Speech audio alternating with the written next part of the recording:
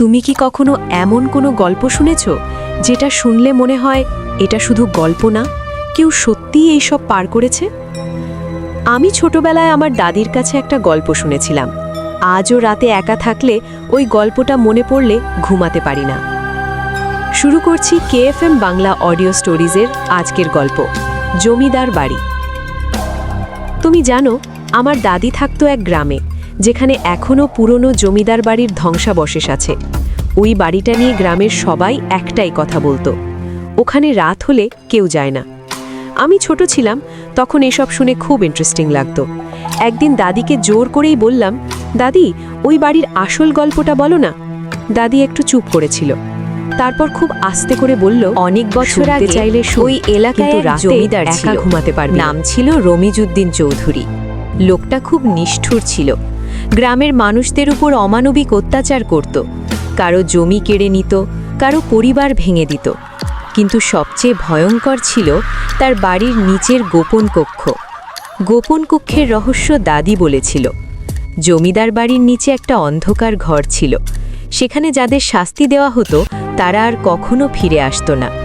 রাতে নাকি সেই ঘর থেকে চিৎকার শোনা যেত। একদিন এক গরিব কৃষকের স্ত্রীকে ধরে নিয়ে যায় জমিদারের লোকেরা। তার স্বামী প্রতিবাদ করেছিল, ফলাফল অদ্ভুত দুজনকে ওই গোপন কক্ষে আটকে রাখা হয়। দরজা সেই নারী শেষ রাতে চিৎকার করে বলেছিল, তোর এই বাড়ি একদিন তোর কবর হবে। নিজেই এই বলে মহিলা মারা গেল। ঘুমাতে আর গেলে কিছুক্ষণের মধ্যেই তার স্বামীও মারা গেল। এক রাতে পুরো বাড়িতে আগুন লেগে যায়, কেউ জানে না কিভাবে। সকালে মানুষ এসে দেখে পুরো বাড়ি পুড়ে গেছে, কিন্তু জমিদারের দেহ পাওয়া যায়নি।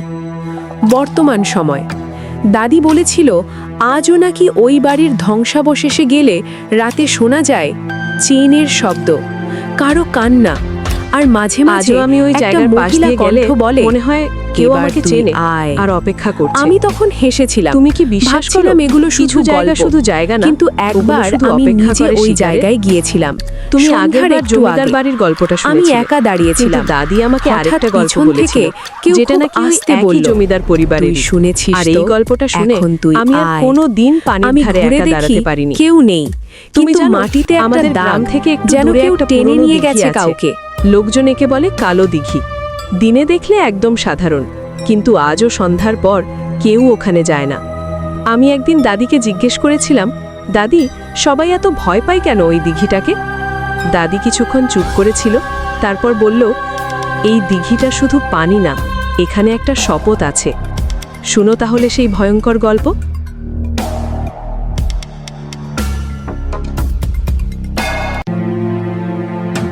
অনেক বছর আগে ওই জমিদারের পরিবার এই দিঘিটা খনন করেছিল, কারণ ওই জায়গায় নাকি মাটির নিচে কিছু ছিল। লোকজন বলতো ওখানে পুরনো কোনো কবর বা শক্তির জায়গা ছিল, কিন্তু জমিদার এসব মানত না। সে আদেশ দেয়, সব খুঁড়ে খেলো। খনন কাজ শুরু হতেই শ্রমিকরা অদ্ভুত জিনিস দেখতে শুরু করে। মাটি খুঁড়লেই কালো পানি বের হতো, আর সেই পানিতে অদ্ভুত গন্ধ। একদিন এক শ্রমিক হঠাৎ চিৎকার করে ওঠে, আমার পা কেউ ধরেছে। কিন্তু আশেপাশে কেউ ছিল না। শপথের রাত। দাদি বলেছিল এই জায়গা জমিদার নিজে এসে দাঁড়ায়, কেউ এখান থেকে কিছু নিতে পারবে না। সাথে পুরোহিত, জমিদার, কয়েকজন লোক। সে বলে তারা একটা আচার শুরু আমার হবে, কারণ তারা বুঝেছিল কয়েকজন জায়গা সাধারণ হয়ে যায়, ভয়ঙ্কর আবির্ভাব পায়নি। পরদিন চলার সময় দিঘির পানি একদম কালো হয়ে গেছে, শুরু করে। দাদি বলেছিল আজও নাকি কেউ ওই দিঘির কাছে গেলে পানি থেকে শব্দ আসে, ভেতর থেকে একটা হাত বের হয়। আমি তখনও বিশ্বাস করিনি, বিকৃত। একদিন বিকেলে আমি আর আমার কাজিনরা গেলাম ওই দিঘির পাশে।